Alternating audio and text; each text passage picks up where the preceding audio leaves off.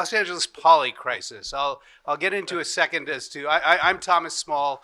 I used to be the mayor in Culver City, and I've had the great privilege of working with David Abel here at Verdexchange for a while now. But I want to start out talking about how at this conference, this year in particular, there's been an incredible energy and optimism. And I think Earl Blumenauer probably put it the best, that in recognizing that in this incredibly challenging time, we here in California, here in Southern California, we have the opportunity to like look at ourselves and to realize that we have all the resources here to, put plans together and to move forward at this point in history like nowhere else on the planet. It's like we worry about, are we going to get money from the feds? And then you think about it for a minute and you realize most of the money they have there was sent from here. That we have that funding here. We have the private sector here. We have the engine, the economy that's driving the world right now. And we have for a while. So we have the intelligence here. We have the talent here. We have the resources, and driven by the need that we have now, I think this can be an incredibly optimistic time. We can see this as the period in history where we move beyond shoving all our difficulties and externalities onto the people that are at the edges and move forward together. So that's, I think, what this is about. So this concept of the polycrisis, there's a lot of discussion about the global polycrisis, and my colleague Rob Lempert, that I'll introduce in a minute, is involved in it in an international level. But the polycrisis refers to the convergence of multiple interconnected crises that are simultaneously unfolding, amplifying each other. So unlike isolated crises, a polycrisis occur when various systematic challenges all come about at the same time. And I could go into what some of them are here on a global level, or here in Los Angeles, but we know what they are.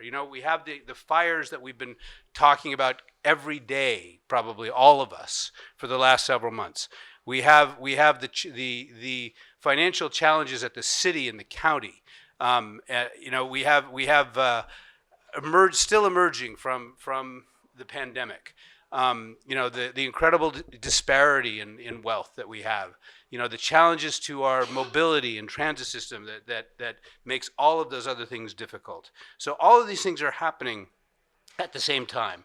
And we need to find ways to solve them at the same time.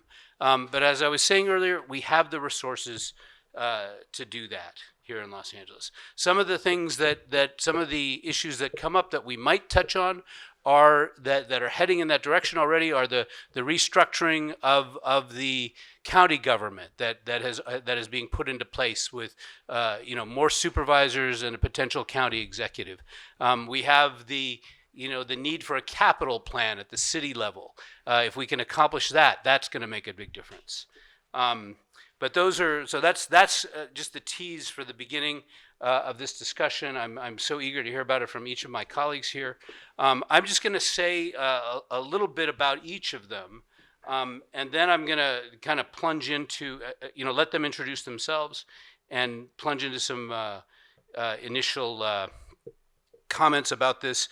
And we have a video that Jonathan has brought, and we'll start with that too, as well in a minute. But Lindsay Sturman, who I twisted her arm into coming this afternoon, is one of the most interesting and unusual people, I think, here at the conference. And that Lindsay is secretly a very successful television producer and writer. And has had a long and vast career in that, but she also kind of became an activist in her own neighborhood in Larchmont, and she started something called the Livable Communities Initiative that she'll tell us about. Jonathan Parfrey, I think, is practically a legendary advocate for the environment and for everything else good, and the most effective one, I think, that we maybe have in our community with his organization Climate Resolve. May I disagree? I'm sure you will. The only thing I'll say about Rob, I'll let him tell us a little about his work in a minute. But I think he doesn't like it when I say he's the only guy that I get to work with who is part of a Nobel Prize winning team. And Dan Rosenfeld on the end there is one of the most admired, I think, developers that we've had in our community here in Southern California. And he really should be able to tell us how to solve these issues because he also had a long career in government at the county supervisor level. All right, so why don't we, since we're running out of time, why don't we go to Jonathan's video? Would you like me to play that first, or would you like to talk first? I would actually like to segment it as the end of my comments. The end of your comments. Thank you. Okay. And Okay. I want to make sure the sound works. Did we test that already? It works? Okay. He's got the sound? All right. Okay. Okay, Dan, let's start for you, with you, since you're pushing. What are your thoughts? Introduce yourself a little bit more, and then give me some initial thoughts. Well, I helped build this building 45 years ago, so I've been around downtown for a while. When Thomas first brought this up, I was reminded of a German word, and the Germans have a way of compressing a whole paragraph into one word, and that word is Niedergeschlachtenheit, which is the condition of being beaten down. And if you add all the economic, global, but to me, cutting through it, I think climate change stands alone among these issues if you have to prioritize them, because climate change leads to immigration, it leads to housing problems, it leads to education challenges, it leads to income distribution challenges, and it certainly leads to fires.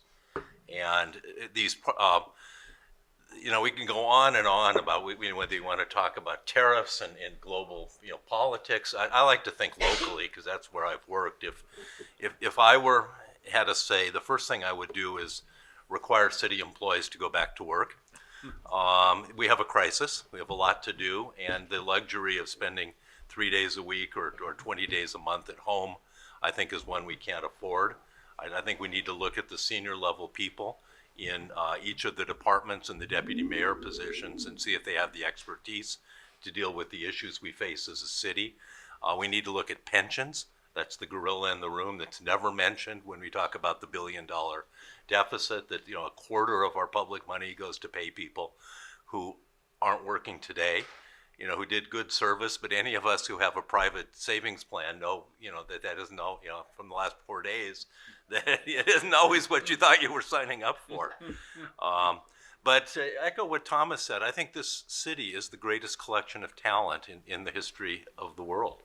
More than Florence in the 14th century or Paris in the 20s or New York in the 50s. We have incredible talent in this city and financial resources and a beautiful place to work. I think we'll get through it.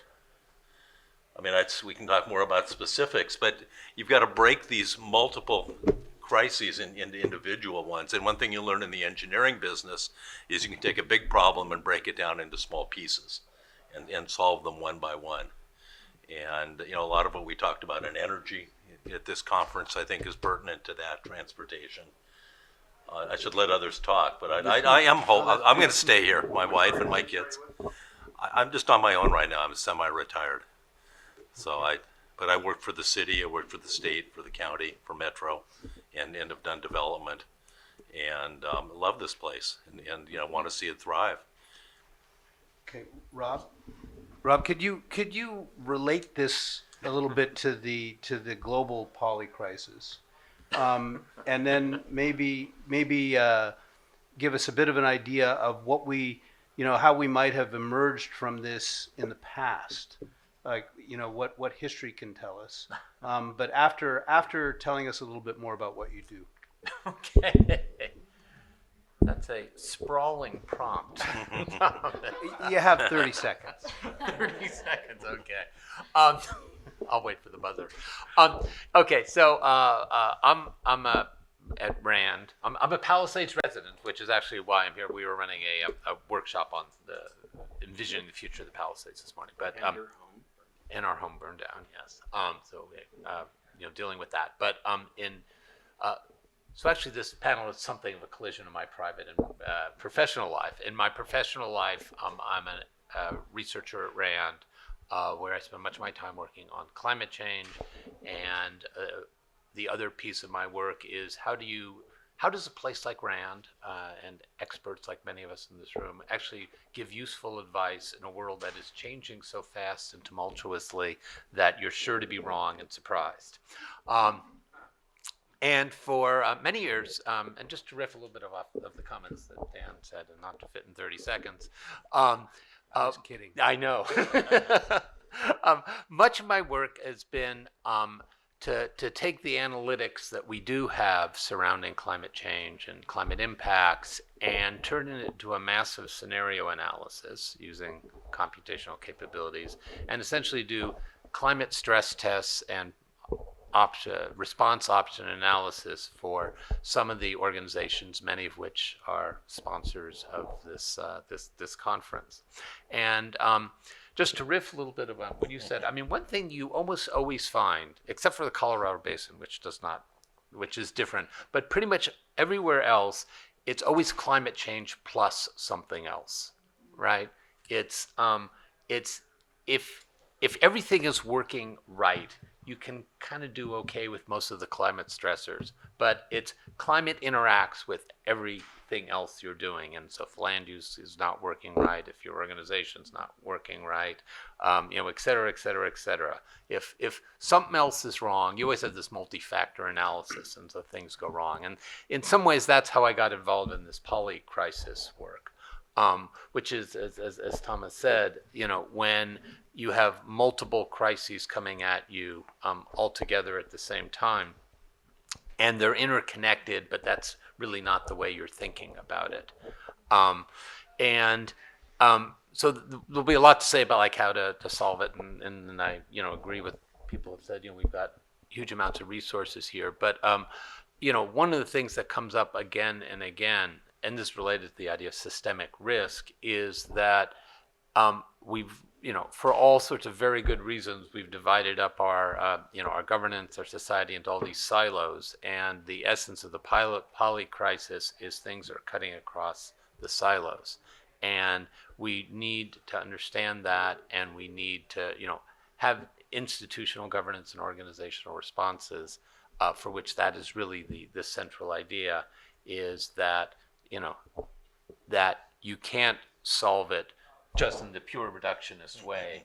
You've got to understand what's coming at you from a different silo and how to respond to that. But cutting across the silos also creates opportunities, because it creates solutions that you hadn't thought of previously. So, thank you. Jonathan, could you tell us a little bit about Climate Resolve and what you do there, and then launch in? Sure. Climate Resolve is a nonprofit. We're located here in downtown Los Angeles. There's about 25 of us. We're a solutions organization. We want to move the conversation along so that we actually are able to implement, get things built. So I've been hearing from you, Thomas, as well as from Dan, on the nature of some of these crises. The democracy crisis, pretty big one. It's up there. Being the last session of a wonderful conference. I feel a little With the wine outside. sweaty about it. Yeah. I think housing crisis. Did that get mentioned at Southern California? Yeah. Oh my God, it's huge. We ignored that at our own peril. I appreciated the talk on the LA city budget crisis, and Dan, kudos to you for talking about the pensions. And this is a topic that we're going to have to wrestle with if we're going to not have these institutional deficits that we currently have. I want to throw out a couple more. I think the changing face of workforce with the introduction of AI and robotics. Are we really ready for that? I don't think so. Related to it, I think, and I employ people, I think there's an understanding of literature and literacy crisis that's out there right now. It's hard to hire people that know how to write well. I hate to say it, it's a big one. There's, I think, a generational difference of young people who have really grown up with a lot of the cell phones and visual stimuli that I think some older generations are just not in the loop on. And so then there's the climate stuff, and that's kind of where I'm at. So it's, we see the wildfires. Our organization really focusing on heat waves. There's also droughts and floods, and I appreciate Dan bringing up immigration. That's a sort of a second tier issue that's incredibly important. And one day we will have sea level rise in Southern California. It's going to be in a few decades, but it'll be a lasting and substantial impact. The plague of frogs. Dianu, yeah.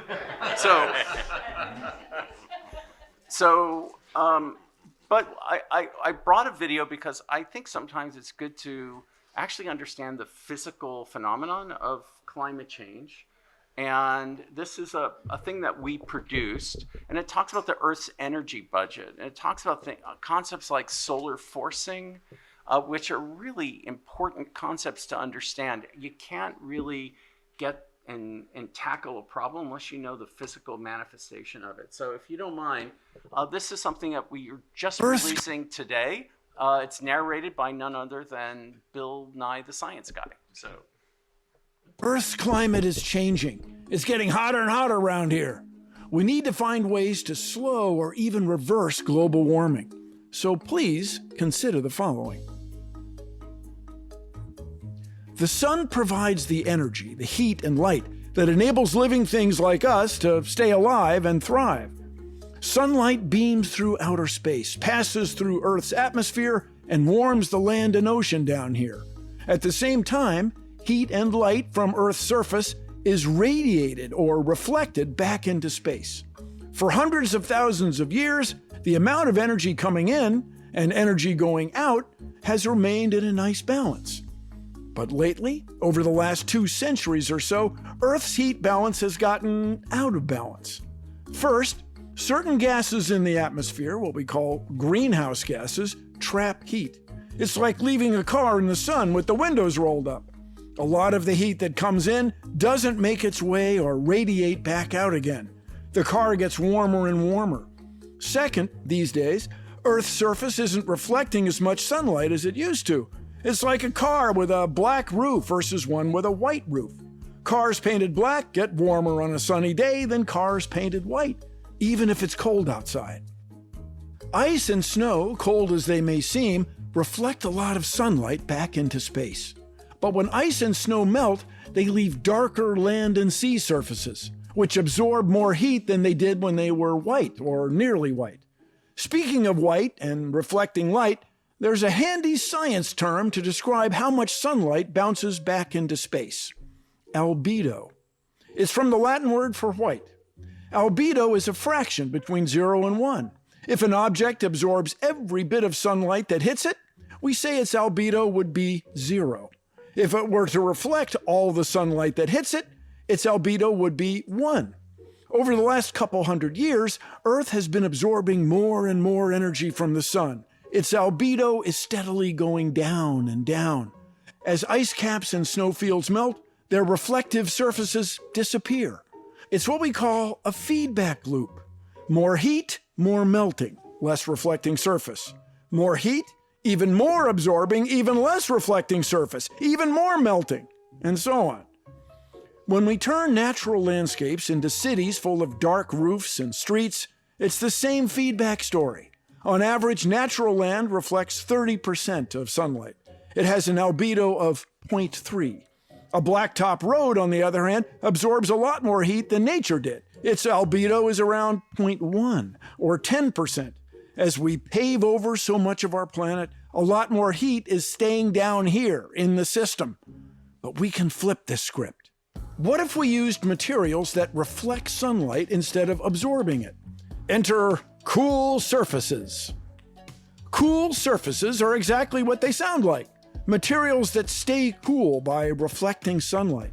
Instead of a scorching blacktop road reflecting less than 10% of the energy that hits it, a cool, pale pavement can reflect 2 or 3 times that. Cool surfaces are not complicated or expensive. Many of these materials are already out there, often looking just like the materials we use now, but way more reflective. Cool roofs can cut down the so-called solar heat gain, which means less air conditioning and lower energy bills. Cool, pale pavements are already cooling neighborhoods in the US, Japan, and Australia. They also chill our planet by reflecting more sunlight to outer space. Imagine this.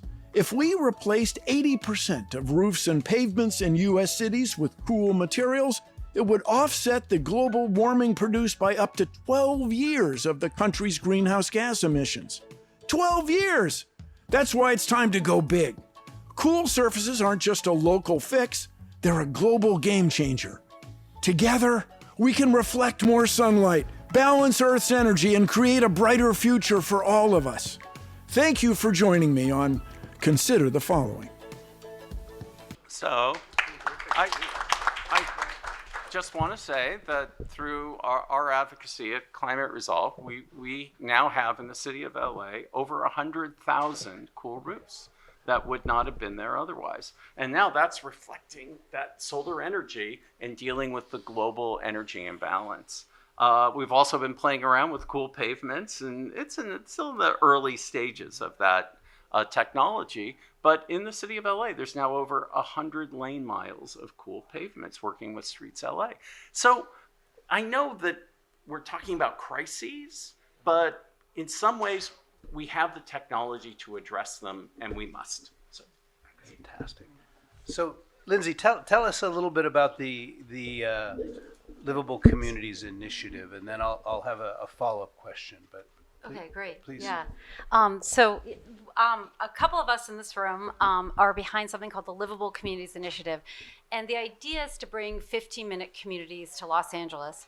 And it's to solve housing, and it's to solve density and traffic and climate emissions. And a lot of the Polycrisis, one loop in the Polycrisis, and it's interesting that these loops, I did not know that, it's sort of obvious when you think about it, but when you why do people fight housing? And one of the things we did in the LCI is that we talked, is that my phone? I'm so sorry. Turn that off. Oh, no, you should answer it. Okay. We talked to a lot of people who fight housing, NIMBYs, and we said, why do you fight housing? And it really came down to just a few things, but traffic, parking, traffic. That's really what it's about. They don't like tall buildings, they don't like ugly architecture. But so traffic is driving this hatred of housing, and then it pushes the housing outside of the city. Now people are commuting more. That's more greenhouse gases, and they're pushing people into fire zones. So it literally is the loop, and then now fires are getting worse because of the traffic. So our thought is, what if you bring the housing to the job centers, to our metro, to 15-minute cities? And one of the key things that we really stumbled on is, why doesn't it work? And I love, Dan, what you said about engineers taking it apart, because in a way we've been doing that. And we found there are 11 glitches in the code, and Neil Payton spoke about the single staircase as one of the glitch. It's really 11 things that if you change these 11 things, about 6 are you really have to, and a few are nice to haves. And almost all of them go back to quality. It's quality housing, quality walkability, quality bike lanes, and that giving you access to our amazing transit. So I'll stop there. Fantastic. Could you talk? I know I kind of make you think about this maybe more than you would normally without me. But could you talk a little bit about how the Livable Communities Initiative started and what kind of group it is? Because personally, I think that is one of the solutions to the LA Polycrisis, is the way in which LCI is truly a grassroots movement. Yeah, so we started in Larchmont, and there's a group called Hodge, Hang Out, Do Good, and it's about 3,500 of us, and we started by making sandwiches for our unhoused neighbors. This group is incredible, and they've made 500,000 sandwiches for starting in COVID. And we do a lot of learning groups, and the leader of the group said, I don't understand housing. Why do we have this housing crisis? So we got together during COVID, and we had these late night conversations. They were mostly by Zoom, and there were tears, there was yelling. I mean, there's a lot of emotions around housing. And I was sort of a secret YIMBY in the group, and it was mostly a lot of NIMBYs, but everybody wanted to solve it. And so we sort of just did this, what can you live with? What can you get behind? And what we found was that NIMBYs who fight housing really just, it comes down to three things. They don't like tall buildings. They don't like ugly architecture. It's very sincere. And they're worried about more cars in their neighborhood. And we said, well, what about a gentle density? 3 to 5 stories of housing over retail. And what if there was no parking? And it was in places where you could walk, you could bike, and you could get on transit, and it's in job centers. And what we found, it takes a while. Sometimes, you have to talk to people. It could take, 45 minutes of a conversation to really get people's questions answered. But we found that I've done a presentation, the LCI presentation for over 5,000 people, and I really can count on 2 hands the number of people who are just like, don't want anything to do with it. So a lot of people want walkability. Thank you. It's great. So I'm gonna throw out a question that anybody can jump on, and then folks can jump in on it. So what we all know the myriad challenges that we have here in Southern California, that our government is so fragmented, that Zev Yaroslavsky had to explain to the Duke of Windsor how ungovernable it is. We know people say, you will pry my steering wheel out of my cold dead hands. And we know those problems. So what for you guys are the most challenging barriers to coming together and solving these problems, and what's the best approach to getting around those barriers? I don't know. It seems like Jonathan could definitely start on that, because that seems like what he does every day. But anybody can jump in on that. Dan could jump in on that. Well, I have to say I was very impressed with your presentation, and I love this idea of caring for people and listening to people. I think that's one incredible way of at least laying the foundation to be able to get to solutions. You just can't beat someone down. There has to be engagement, and there has to be a way of reaching some kind of middle ground. If you have a counterparty that is totally uninterested in a middle ground, that makes things much harder. Mm-hmm. Dan, from a working with government and working in the private sector, what's the biggest barrier, and how do we get around it? Well, to me, the answer is simple and maybe simplistic in its defeatism. It's the Niedergeschlagenheit. For me at least, the last 5 months have been terribly depressing. Everything I believe in life, the fundamental goodness of this country, science, nature, is under attack. And yet I think we've lived, all of us, I think within 80 years of unprecedented prosperity. And think about what our ancestors, and there's probably a story like this in every family, dealt with, whether it was typhoid or Spanish flu, wars, displacement, kidnapping in my family's case. We're pretty fortunate. And I look around, and there are daily bits of evidence of hope. I think of solar and wind power in Texas and in the Midwestern states that are weathered, despite the government's current efforts to stop it, are changing their modes of energy production. We talked about government dysfunction. Our biggest regional problems, we are slowly creating regional responses, like the Metropolitan Transportation Agency and the South Coast Air Quality Management District. Those are problems bigger than the city and the county, and we're dealing with them on a regional basis. The Bears Ears is a national monument. There are things for each of us that I think we can take hope and great pleasure from that are just getting better. We just have to chip away from it and not let it get to us. Fight back. So, Rob, I think we've been talking about this question for a few years now, but I wonder what your current thinking after today is about how decision making under deep uncertainty can help us with these massive uncertainties that are so present for us right now. Heard that phrase before. Yeah. Let me start with your previous question and the others and weave into that. But in many ways, I think the biggest barrier, falls under the category of trust. Because if people can work together and trust that they can take action that gets them the other side, then we can do great things and we can solve these problems. And if we can't, we get stuck. Because I do think a lot of these problems, do require big changes, require people to be comfortable with like taking a step, into the unknown and trust that we'll be okay on the other side. And so, in some sense, that's, the decision-making or deep uncertainty is the name we stick on the sort of policy analysis we do, where we, look over many, many futures, look and try to understand, if we take this step, under what conditions is it going to work, under what conditions is it going to fail, and then use that information to try to think about how to make it more robust and resilient.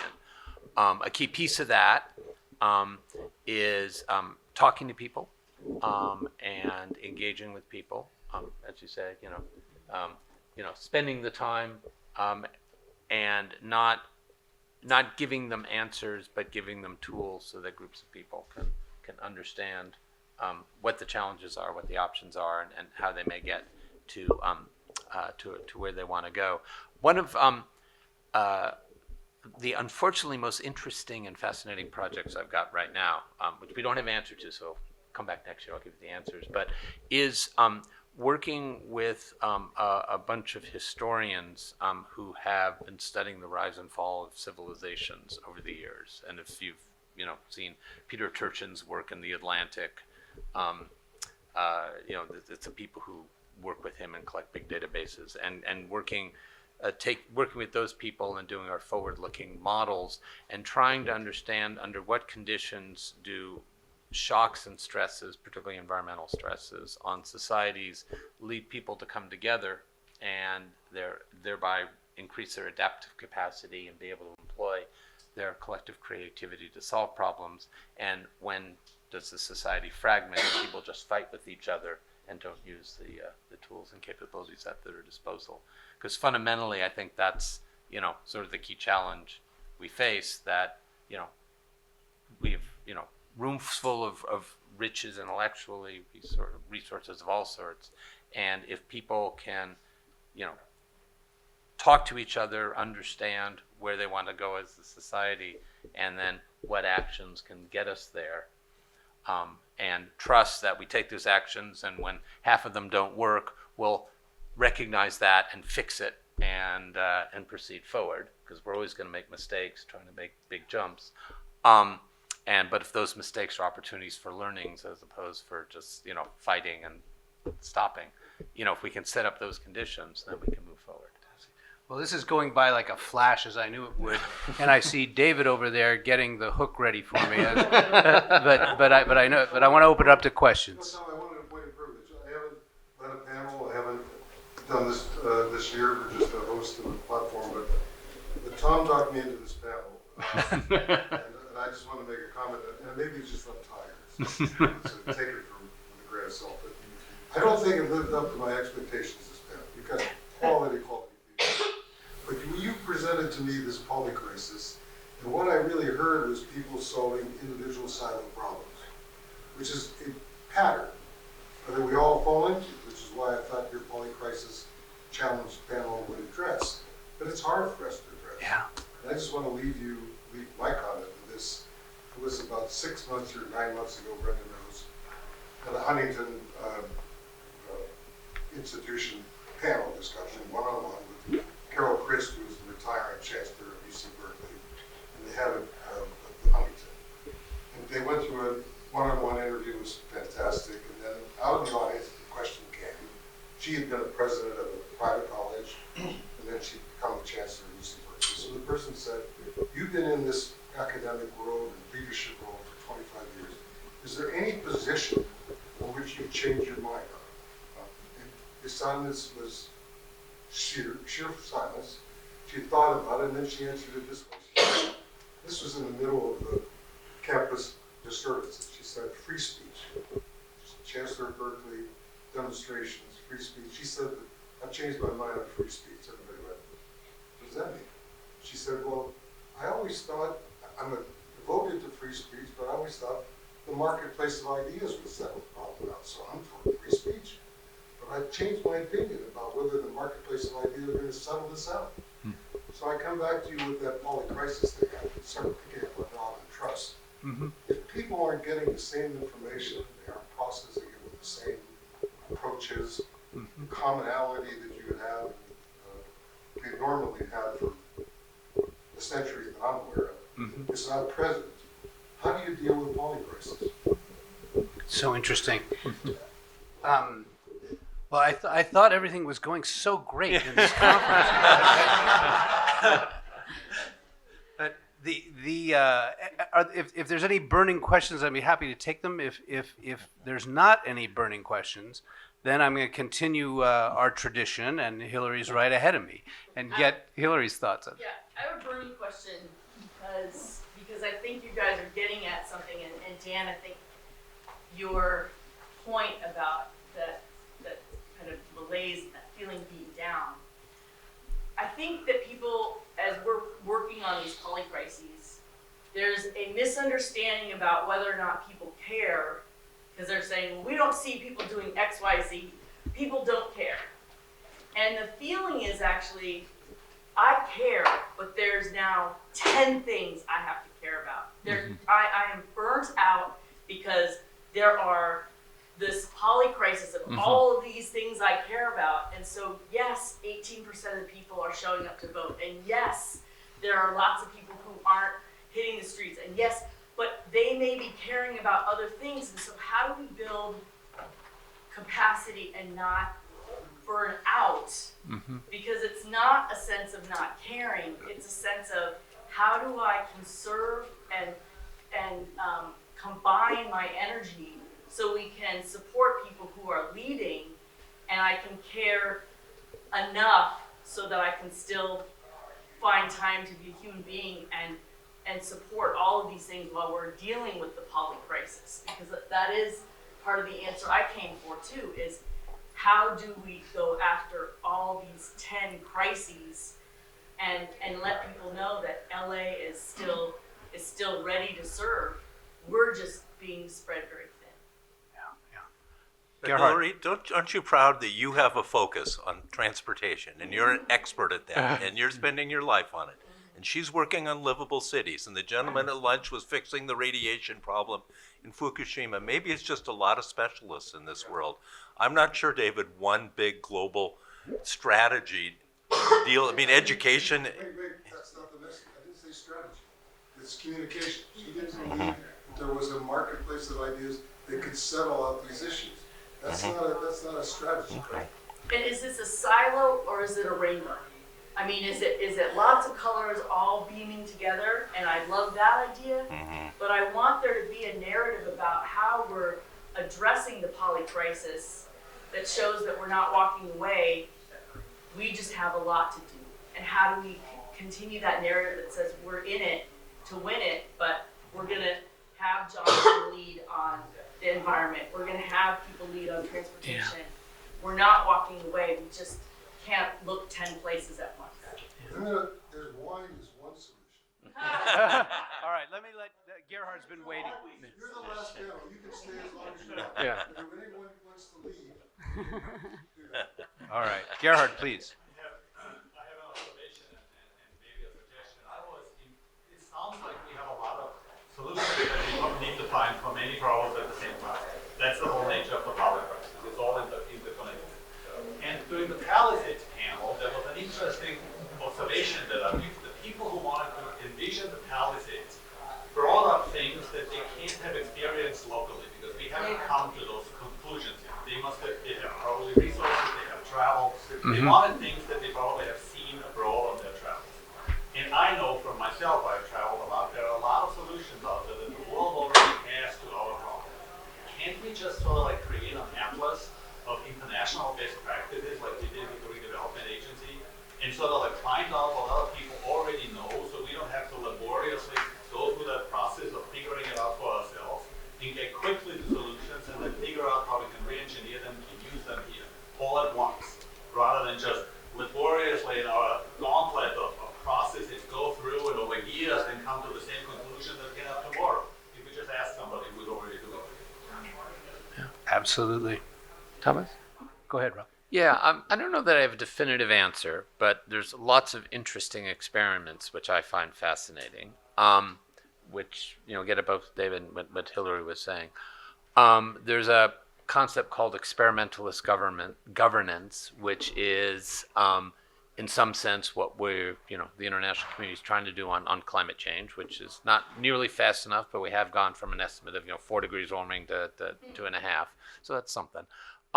But is basically, aggressive community, collective goal setting, and then an iterative process of figuring out, the reductionist process of let's break into pieces, okay, but then making that very fluid and then constantly coming back together and seeing how to reconvene those committees, right? And the classic case of that is the Montreal Protocol and the ozone, and the companies, the governments get together and they just worked all the problems, and it was they would form a committee of one set of companies and one set of engineers, and they would work this problem, and they would realize, oh, we need to fix this, right? And so they would redo the committees and bring in that, and maybe these people would leave. So you're specialized, you're focused, but it's very fluid, and it's and then you work towards the goals. I like that, and I like the specialization because we do need that. In the audience, we have Aaron Paley, who's done beautiful public events. We need that, and Lori, your work with food, I read it religiously, and so grateful for what you bring to the culture of Los Angeles. But I'm not a chef. I'm not cooking, but I so appreciate what you do, and I participate in Aaron's events, and if I knew the rest of you, I could cite you as well. Maybe it's an attitude of specialization, but we have our antenna up, and we have an ability to accept other specialties and expertise, and participate in civic life, so that we're part of an answer as well. And what I'm finding, though, the answer to the Polycrisis, nationally at least, is giving up on our civic life and ceding it over to some parental figure, which is not going to be helpful in the long run. So, Or the short run. I was checking Bloomberg. Please, Greg, go ahead. Just a comment, our friend Rick Hole, who was around when I started Leadership Pasadena 30 years ago, and Rick said that the ancient Greeks had a word for people who didn't engage in civic affairs, and that word was idiots. Lori, did you have a? I have a quick question where I think a lot of, we're in this world of executive orders, and one of the, Edgar Klein talks a lot about how it was because part of the reason is that government worked too slow. And so we had a lot of great things that had passed, but then we didn't see the results. We don't have the fast train in California. We don't have, there's so many different projects. Right. Is there a way to speed things up without it being an executive order? Are we on CEQA reform again? Is that Yeah. So the answer, I think, is yes. I do think part of American culture has been to become technocratic. And I think a lot of the discussions that we've been having is how do we achieve our green and resilience benefits without it being bogged down in bureaucracy. Yeah.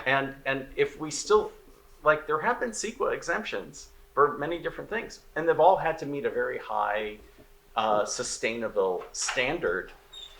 And so the reason why that law was enacted in the first place was to achieve those standards, and there was built-in public process.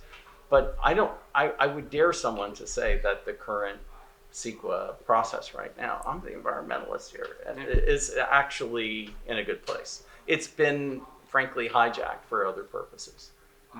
But we rebuilt that Santa Monica Freeway in a matter of weeks, Yeah. when we needed to. We can do it. Yeah, it just took a very strong mayor, and everybody understood. I think one thing we haven't talked much about is the impact of misinformation. Yeah. There's just so much untruth out there. That makes it hard to make good decisions and prioritize your activities. And that's a phenomenon exacerbated by social media. And Another lack crisis. of homeschooling, if you ask me. it's clearly a Yeah, crisis. lack of education. Well, folks, I guess I've disappointed David in that we did not solve this problem today. Yeah, Thomas. Thank you. But I feel like over these last couple of 3 days, we've made a damn good try at it. So please let's have a round of applause for the panelists.